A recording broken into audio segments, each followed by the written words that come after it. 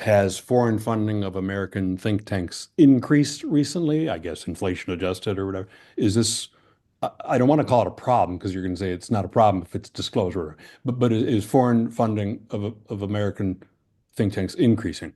Yes, and it I should be careful that it is sometimes clear to draw broad trends since we only went back 5 years in the data. But I'll tell you, we saw an increase of over 30% in foreign government funding of think tanks just in those 5 years. And looking at the numbers from when folks first started paying attention to this issue in 2014, when the New York Times launched this big, large scale investigation into foreign government funding of think tanks, sort of the first of its kind, it's increased, it's ballooned even since then, 10 years ago. And so yes, it's donors are doubling down, foreign government donors are doubling down. We'll see kind of what happens with that in the Trump administration. But I think as long as think tanks are opening their pockets, foreign governments will continue to see that as an avenue for influence. You mentioned Rand being a recipient of U.S. government funding, which you were tracking, almost in, or like a lot. They would be the biggest recipient. By percentage, Rand is mostly government funding. Are those contracts or like grants? I mean, are you including government contracting within your definition of recipient of funds with the government? It's whatever they reveal. Or- And Yeah. so in Rand's case, I believe they do. I would have to go back and check. But whatever they disclose, be it contract or grant, that is all included in our database. There might be, Rand does do some classified work. They're 95% public, according to them. Yeah. But they do some classified work. And so I think by nature they're probably less likely to include some of those numbers in there, Yeah. although they might.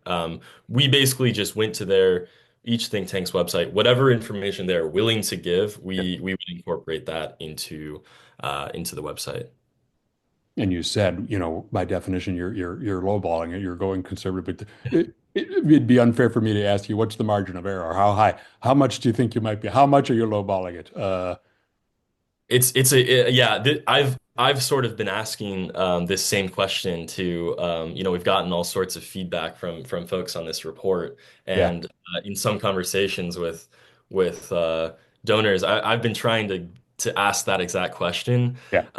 and I think it really depends because I think at least in it's honestly hard to say. I think it's fair to say that it could be in some cases orders of magnitude Yeah. larger than what we're reporting here.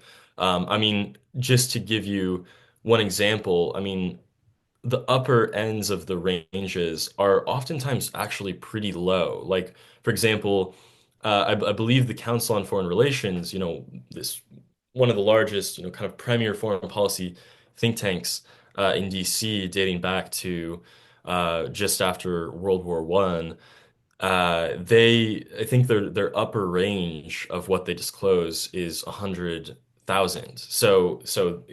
That what that means is, if someone donates $3 million, they'll only classify it as a contribution of 100,000, or at least that's what we can definitively say was given. Mhm. Um, and so it's fair to say that this is a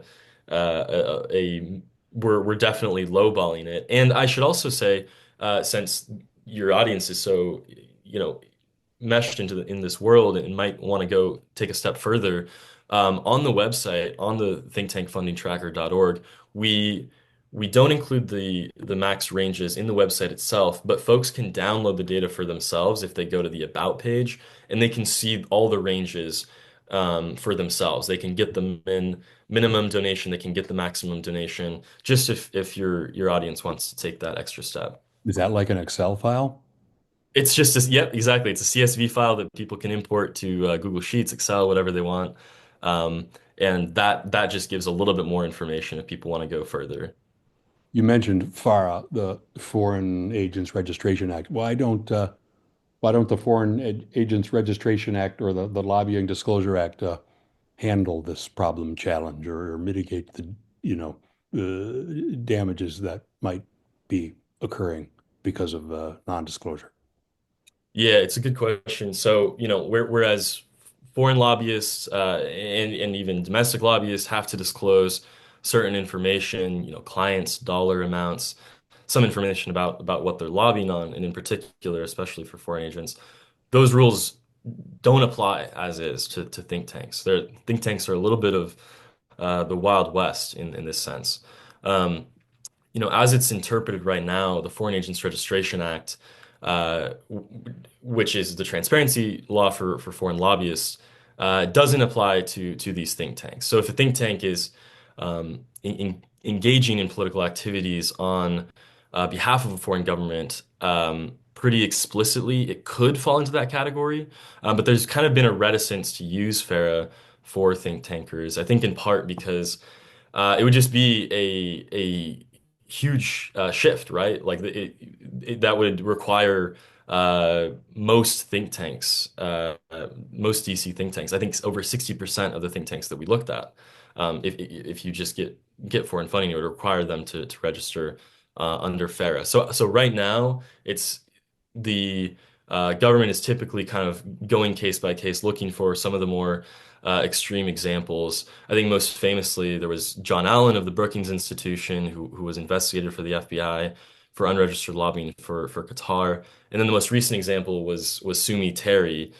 Uh, Last year, the FBI indicted Terry, who worked across some of DC's most prestigious think tanks for years: Wilson Center, Center for Strategic and International Studies, Council on Foreign Relations.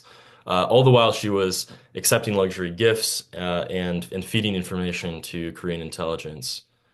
So, it's an area that I think I will certainly be keeping my eye on, whether the FARA unit decides to come down harder on think tanks. But for the time being, it seems like they are allowing think tanks to occupy this sort of what's known as the academic exemption under FARA, which exempts them from having to disclose all of these funding activities. So your report makes some recommendations. Might one of those recommendations urge stronger? Well, what are the recommendations? I mean, how do they react to this exemption from FARA and other disclosure mechanisms? Yeah, I mean, on that note, I think we want more clarity, first and foremost, from the FARA unit on what activities a think tank can engage in and what they can't. Because with the Sumi Terry case, you just see kind of an outcry.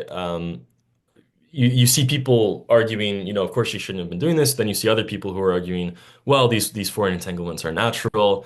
And so there is.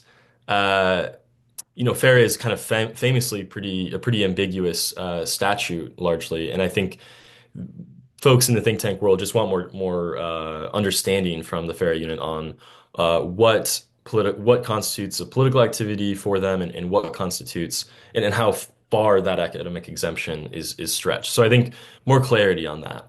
In terms of our recommendations, aside from that, I think we want me and my co-author Ben, we want a culture shift in the media. I already kind of mentioned that, but we want journalists to disclose to their readers whether a think tank source that they're speaking to has a certain conflict of interest. And we've actually seen this in some cases. The New York Times did this last year when they were quoting a scholar from the Arab Gulf States Institute, which receives a lot of funding from Saudi Arabia and the UAE. And they mentioned that. They mentioned that the expert that they were quoting was getting funding from these sources and let readers decide for themselves whether that might constitute a conflict of interest. We also want think tanks themselves to be more forthcoming, to lay their cards out on the table. I think that was kind of the thinking behind having these transparency scores in particular, which we're going to be updating every year alongside the transactions themselves and the numbers themselves, because we believe that transparency helps build the legitimacy of a think tank, and it should raise some eyebrows if a think tank has a zero or doesn't disclose anything about its funding.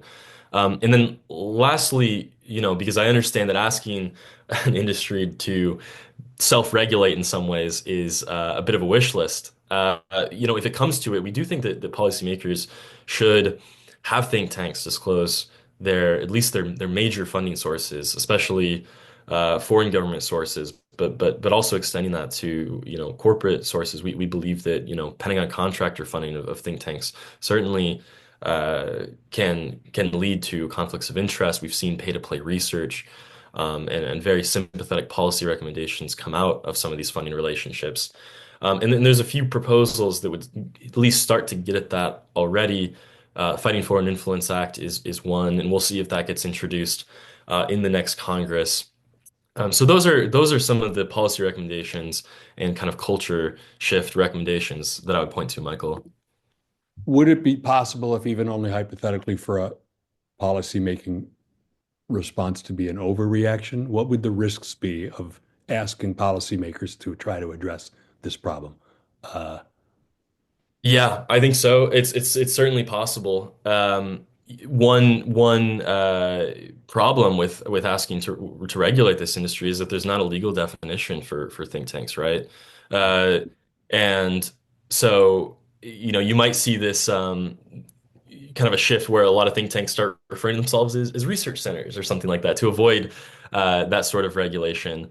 Um, so I think certainly there runs some sort of risk of that. But I would counter that the status quo is not good enough. It creates problems of its own that outweigh that. So I do think that at some point those questions need to be asked of whether the time is right to act and finally at least establish some form of transparency regulation on this. And I think that's another thing to point out is that what we're asking for is not regulation in the strictest sense. It's a transparency statute. It's getting think tanks to simply disclose their donors, which I understand for some, especially smaller think tanks, might create some sort of burden. There might be donors that won't want their name public. But especially for these think tanks that are also receiving funding from taxpayer dollars, I think that the taxpayer should know what these other sources funding this think tank are, so that folks can decide for themselves whether our taxpayer dollars should be used for that. mhm, mhm. And of course, if I'm reading a newspaper, I guess nobody reads newspapers anymore. I'm dating myself. But if I'm reading a news article online or wherever, uh, and the reporter does not let me know whether there is or isn't, or how much there's foreign funding of the person who's speaking, I can go to your website and see what you got. Yes. 100%. That's the idea. We hope that and call out journalists that do that, if you think that it warrants that, we hope that people will do that. We want this database to be a resource for anyone. Um, I talked about people in the media, but really anybody, if you just hear someone on the news, if you read an article by someone and you see that they come from a think tank, which, by the way, they all kind of sound the same. It's like 5, 6 years ago when I was getting into the world of foreign policy, it was really hard for me to discern what even kind of the ideological inclination of a think tank was, because they all just have these very prestigious presidential names, and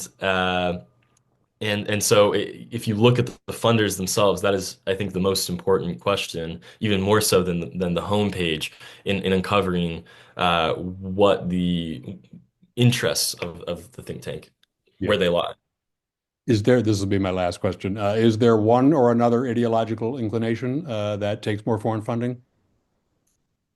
I would say there is a ideological inclination across the think tanks that we looked at towards interventionism, towards increased militarism.